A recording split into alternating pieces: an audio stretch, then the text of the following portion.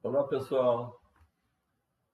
Atendendo então ao pedido e convite, que para mim foi de muita alegria, do Roberto Lima, do Grupo Espírita Leôncio de Albuquerque, eu estou gravando esta nossa conversa para mandar para o pessoal que participa do curso. E começando com esta citação de Allan Kardec, muito particular e muito interessante, é pela educação, mais do que pela instrução, que se transformará a humanidade, pela educação. E nós, os magnetizadores, devemos sempre conjugar esses quatro verbos, mas colocá-los em ação. Verbo significa movimento. Então, estudar para saber, saber para conhecer, conhecer para fazer. De nada adianta você ter uma grande instrução se você não coloca isso em ação. Então, vamos estudar, como pedia Kardec, estudando primeiro a parte teórica, mas depois, em seguida, colocando isso na prática. Não devemos partir para a prática sem saber a parte teórica. Aqui é um quadro muito interessante do pessoal lá da Serra Gaúcha, do livro Instruções Psicofônicas, no capítulo 41, um coração, um cérebro, o cérebro com seus neurônios. Então a gente recebe a informação, a emoção, ou sentimento, esse é um molde vibracional. Você recebe a informação, você pensa, você cria uma ideia e você cria um comportamento. Então, o sentimento é o molde da ideia. Com ela nós modelamos a ideia. Com a ideia nós criamos comportamentos. A gente pensa e cria o destino. Muito interessante isso daqui.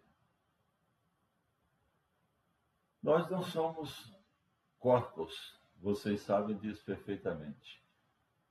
Nós somos corpos, perispírito e espírito. Portanto, o corpo tem a sua função. Recebe e capta o exterior através dos sentidos físicos, dos 5 sentidos. Transforma isso e manda para o perispírito.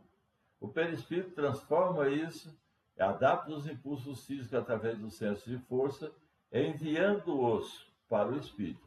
Os sensos de força estão ali no duplo etérico, a última camada do perispírito em relação ao corpo, a camada mais materializada, menos sutilizada do perispírito.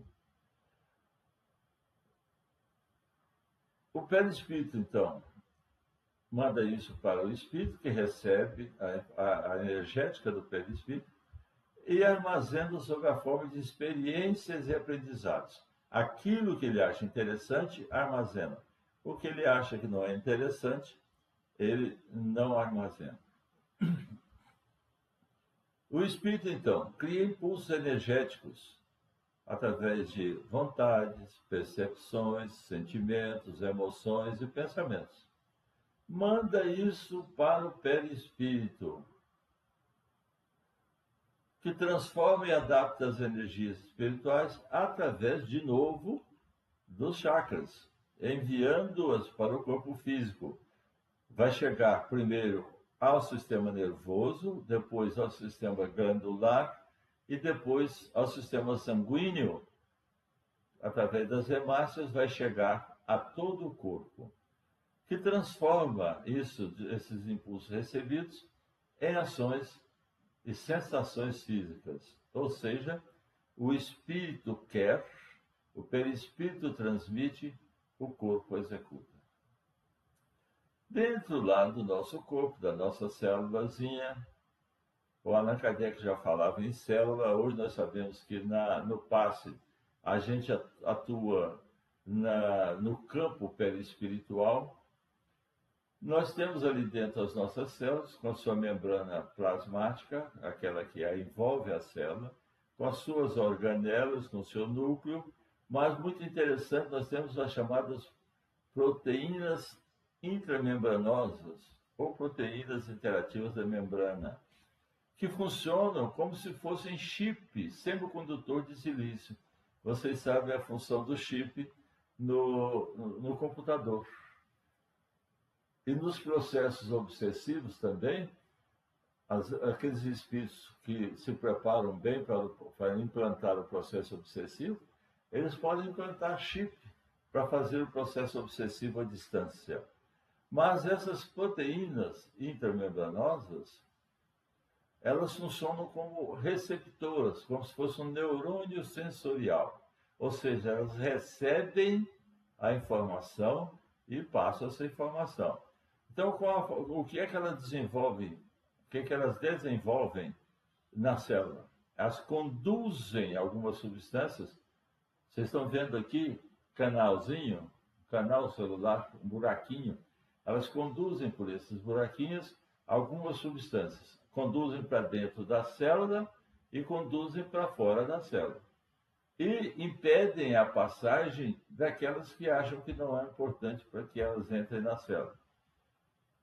Reagem a estímulos glandulares. Reagem e captam campos vibracionais. Isso é muito interessante, porque a gente, quando chega perto de uma pessoa, normalmente pelo tato natural, a gente identifica o campo vibracional dessa pessoa, se ela está bem, se ela não está bem, se ela está nervosa. Então, a gente capta isso. Às vezes, só no olhar para a pessoa, a gente sente essa vibração. Capta também sinais do meio ambiente, calor, frio, etc. Elas sabem quando o clima está agradável, quando está desagradável, por exemplo. Mas, mais importante, são sensíveis ao próprio pensamento. Então, o que a gente pensa chega nessa célula. Fique nervoso para você ter uma ideia. Você vai sentir que todo o seu corpo se transforma. Você faz uma vasoconstrição periférica, porque se você for ferido, sangra menos. Você faz um aceleramento das batidas cardíacas, acelera a respiração. Você fabrica hormônios do mal-estar. Você corre risco de infarto do miocárdio, de acidente vascular. Tudo isso você sentindo porque você ficou nervoso e fabricou hormônios do mal-estar, principalmente a adrenalina. Assim que você se acalma, tudo volta ao normal. Então, se você está bem, seu organismo se sente bem. Se você está nervoso, com raiva mal controlada, e a raiva é um sentimento normal na medicina chinesa, mas ela descontrolada levando ao ódio, aí acontecem todas essas coisas no organismo. Porque tudo é energia. Tudo é energia. Energia que chega, energia que nós captamos, energia que nós exteriorizamos também. A gente capta e emite. Somos como antenas, receptores e transmissores. O espírito se liga ao corpo através do perispírito. Isso vocês já sabem. Mas o espírito é a sede da doença e da saúde. Nós temos uma zona chamada zona de interação corpo-espírito. De uma parte, zona espiritual, de outra parte, zona física, corpo. Lá naquela células que nós mostramos, no citoplasma dela, existe uma estrutura chamada mitocôndria, que recebe essas mitocôndrias, que recebe aquelas energias trazidas pelas proteínas intramembranosas. Essas energias têm a qualidade que o espírito quer armazenar. Se forem energias que causam desequilíbrio, facilidade de infecção, de assalto microbiano. Se for energia equilibrantes, harmonizantes, saúde. Então, quando a gente armazena energias saudáveis, sutilizadas, quando alguma coisa adoece na célula ou num órgão do organismo, nós temos energia armazenada dentro da mitocôndria através do que o André Luiz chamou de bióforos ou corpúsculos energéticos. Essa energia sutil, boa, positiva, vai socorrer as células doentes. Ao contrário, se a energia armazenada for energia densa, ela não vai conseguir ajudar o organismo. Então, quando nós estamos dando passe, quando nós estamos praticando assistência, naquele assistido que chega ali ao nosso centro, ou numa reunião pública no passe mais curto, ou no tratamento magnético mais prolongado, na maca, na cama, etc., que eu passo normalmente de 20 minutos, 10, 20, 30, até 50 minutos. O Mesmer fazia passos de 6 horas, todo dia. Então, nós, nesse campo que nós estamos atuando, no campo eletrônico, nós estamos atuando lá no elétron, que vai formar as moléculas, não é? O Allan Kardec falava que a cura seria a substituição de uma molécula doente por uma molécula sã, mal sã por sã. Ou seja, nós estamos atuando lá no campo espiritual, através do perispírito, chegando no duplo etérico, no centro de força, para passar para o organismo em relação com os plexos nervosos. Os plexos nervosos, o sistema nervoso, encaminha isso para o sistema endócrino. O sistema endócrino, através de hormônios, encaminha isso para a corrente sanguínea. A corrente sanguínea manda isso, através das hemácias, para as células, para os tecidos, para os órgãos, para o sistema, para o corpo físico. Esse mecanismo, depois de compreendido, facilita muito o entendimento do mecanismo de cura. O que é que nós estamos fazendo aqui em Goiás quanto ao tratamento da depressão, que é a minha exposição aqui? Nós temos 3 protocolos. O primeiro protocolo é aquele que está no livro do Jacob, A Cura da Depressão pelo Magnetismo. Nós preferimos falar o tratamento da depressão, porque a gente não pode prometer cura, não é? Mas o paciente estará em decúbito dorsal, ou seja, de costa para baixo, barriga para cima, onde nós vamos tratar através de dispersivos inicialmente, porque o paciente está muito congestionado. Então, no TDM1, na primeira fase do tratamento, nós não fazemos nem relação magnética, nem tato magnético. E aí nós começamos a dispersar desde o coronário, frontal, laríngeo, cardíaco, gástrico, esplênico, genésico, até os pés. Na parte ventral, porque o paciente está em decúbito dorsal. Podemos atender com longitudinais totais, com longitudinais localizados, com transversais cruzados. A nossa vontade, como a gente se sentir bem. Então, nós trabalhamos nas 3 camadas, na ativante, na intermediária e na calmante, sem relação magnética, sem tato magnético. Até mais ou menos o 4º atendimento. No 4º atendimento, a gente percebe que o paciente já melhorou bem. Aquele paciente que chegou para o primeiro atendimento, para a triagem, o paciente fechado, cabeça baixa, ele não se relaciona, ele não quer ser abraçado, ele não conversa, não responde bem as perguntas. Normalmente ele está impregnado de medicamentos, né? De medicamentos, às vezes até tarja preta. Nesse desenrolar do tratamento, ele vai levantando a cabeça, vai começando a sorrir, né? Ele vai se relacionando melhor, responde bem aos abraços e já faz até a prece inicialmente. E aí, então, a gente vai fazer tudo isso com dispersivos ou com transversais cruzados. No quarto atendimento, a gente já pode, a partir daí, fazer a relação magnética e fazer o tato magnético. Lá pelo oitavo atendimento, a gente vai fazer o teste para passar para o nível 2. Esse teste consiste em colocar uma mão sobre o esplênico anterior e a outra mão no oposto do esplênico, ou esplênico dorsal. A gente faz movimentos de pequenas imposições,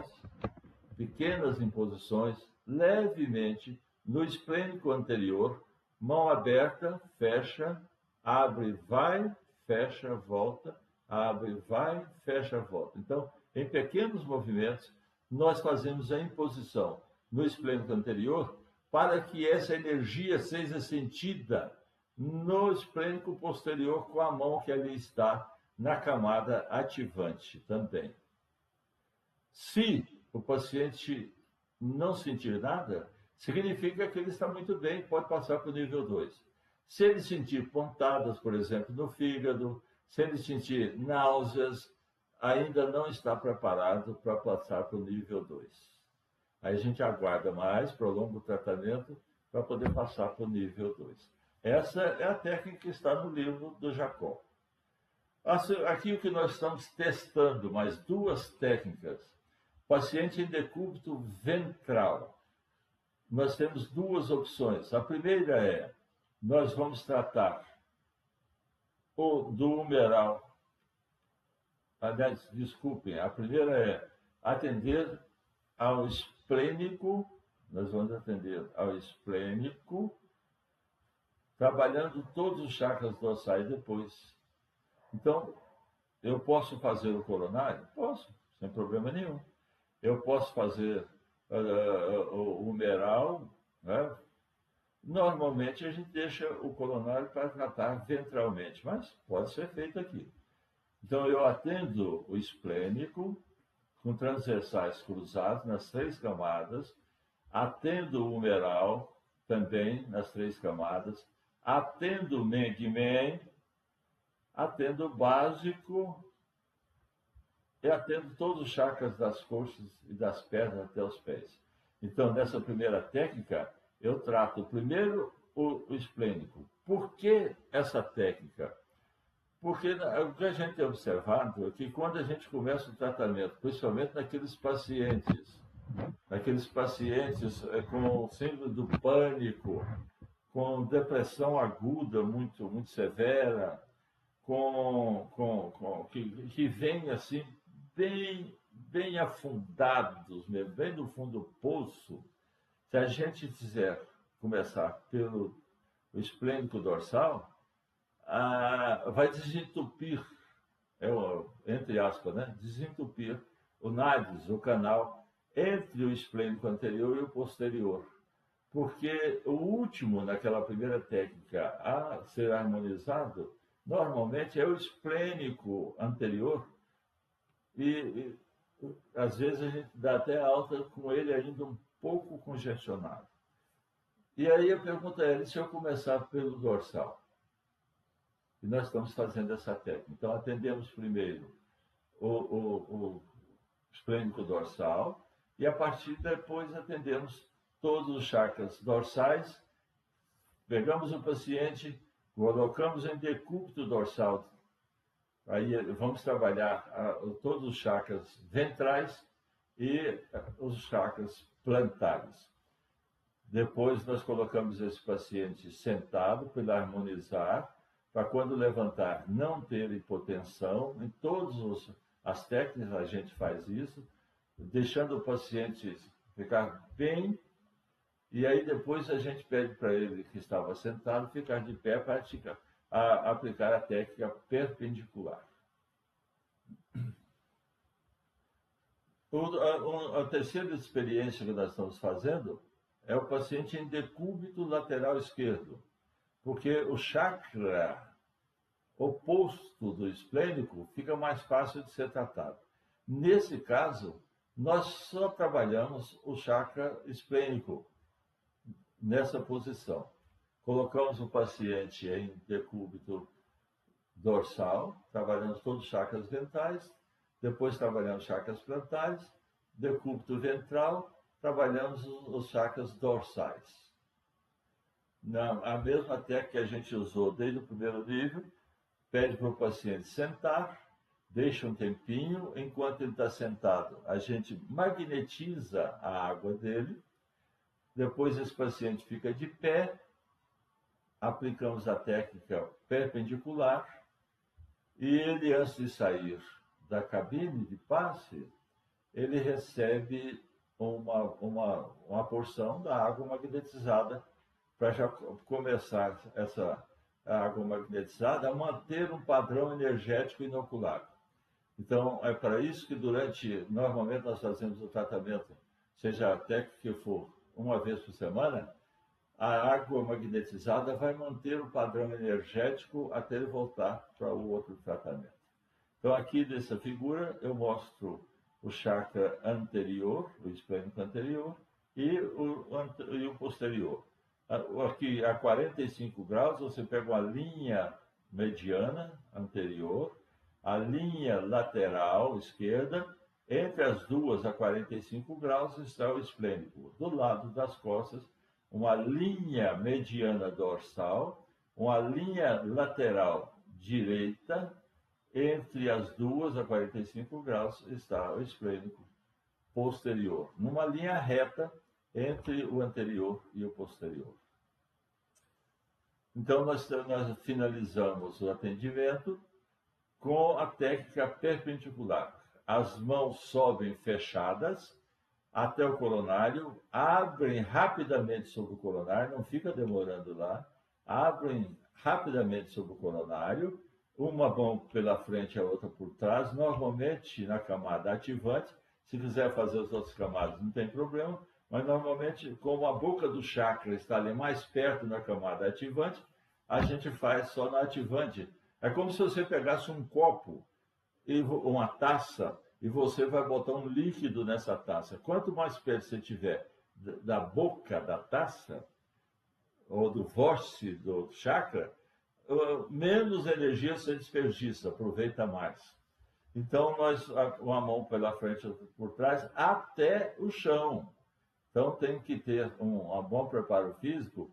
E uma boa dica é que você coloque uma perna mais afastada da outra, no sentido longitudinal, e não no sentido lateral, porque aí facilita o seu agachamento. Chegando no chão, você fecha as mãos, volta com as mãos fechadas, vai lá no coronário, abre as mãos rapidamente e desce também rapidamente. 3 a 5 vezes. Está terminado o passe. Aí é hora de magnetizar a água enquanto o paciente está sentado e depois, antes de sair, ele já usa a primeira dose.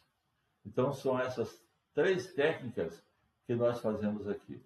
A magnetização da água pode ser melhor entendida se vocês consultarem um trabalho da Ana Cristina Vargas, lá de Pelotas, magnetizadora, que está na internet, Água Magnetizada, e coloquem Ana Cristina Vargas. Vocês vão perceber toda a mudança, não só de cor, de gosto, mas de composição química dessa água. Na dependência, principalmente, da doença do paciente para o qual está sendo feita a magnetização. Então, aqui é hora de você caprichar na magnetização. Não é aquela magnetização de 1 minuto. Capriche, gaste ali uns minutos, 5, 7 minutos. E nos pacientes com cânceres, a gente magnetiza com muito mais intensidade, até 10 minutos. Não é fácil, é só treinar. Tudo fica fácil quando se pratica. Foi então pelo meu amigo Edson que eu assisti uma parte da exposição dele, falando sobre passo à distância, atendimento à distância. Eu queria colocar para vocês algumas coisas. Primeiro, o Deleuze, o José Philippe François Deleuze, que nasceu em 1753 e desencarnou em 1835, em Sisteron, na França, Ele disse o seguinte, está no livro Instruções Práticas sobre Magnetismo, uma tradução da nossa irmã Anelma Carneiro, no capítulo 1, na página 1535. Como não podemos compreender que um corpo haja sobre o outro à distância, sem que entre ambos exista alguma coisa que estabeleça a comunicação. Olha que interessante. Supomos que o magnetizador emana uma substância que se comunica ao magnetizado na direção do comando mental, na direção marcada por sua vontade, o fluido magnético. Sem que entre ambos exista alguma coisa. Olha, então, quando nós pedimos a assistência através do tratamento à distância, da irradiação, nós nos comunicamos com o paciente, com o assistido, combinamos dia, horário e falamos para ele como ele tem que estar preparado para receber o passe, o que ele faz no intrapasse e o que ele faz depois do passe, além de ele colocar ali de lado uma garrafa d'água para ser magnetizada. E nós usamos 3 técnicas para a gente fazer isso, 3 opções. A primeira, eu fico em casa, naquele horário, naquele dia, naquele horário, entro em oração, ou seja, eu sutilizo a minha vibração, eu aumento a minha frequência vibratória para ondas médias, né? A gente ainda não chega em ondas curtas, para ondas médias. Vou até a casa do paciente, peço licença ao seu guia espiritual para poder fazer o desdobramento desse corpo espiritual.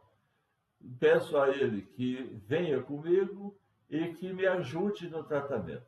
Em casa, eu fabrico uma criação fluídica, eu fabrico uma maca, coloco o perispírito sobre a maca e aplico o passe, ou mentalmente, ou fazendo gesto, do jeito que quiser.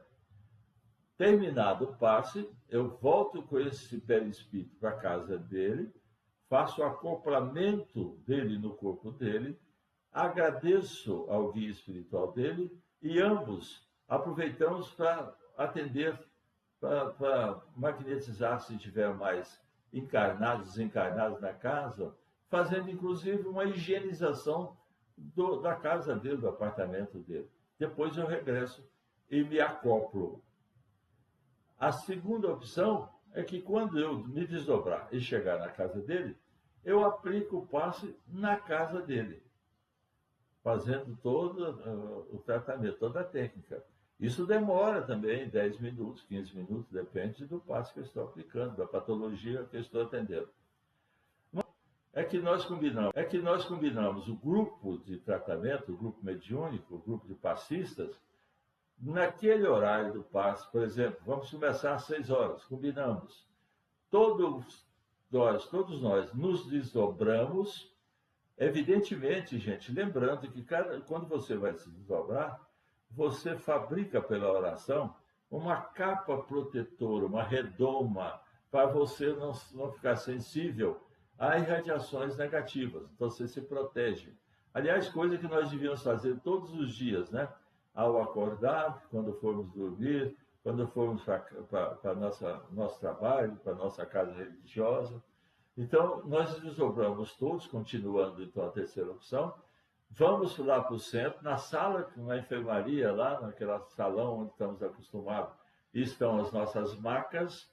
Cada um desdobra o seu paciente e leva para lá. Fazemos os tratamentos e devolvemos, acoplando e assistindo o paciente e aqueles que estejam ali na casa dele, dando uma mãozinha também. Se ele estiver internado, a gente aproveita para magnetizar também, através de prece e passes, com essa transfusão energética, os outros pacientes, a equipe médica, a equipe de enfermagem, etc. Já que está ali, ajuda. Nesse caso, então, nós devolvemos o perispírito, acoplamos e voltamos lá para a sala.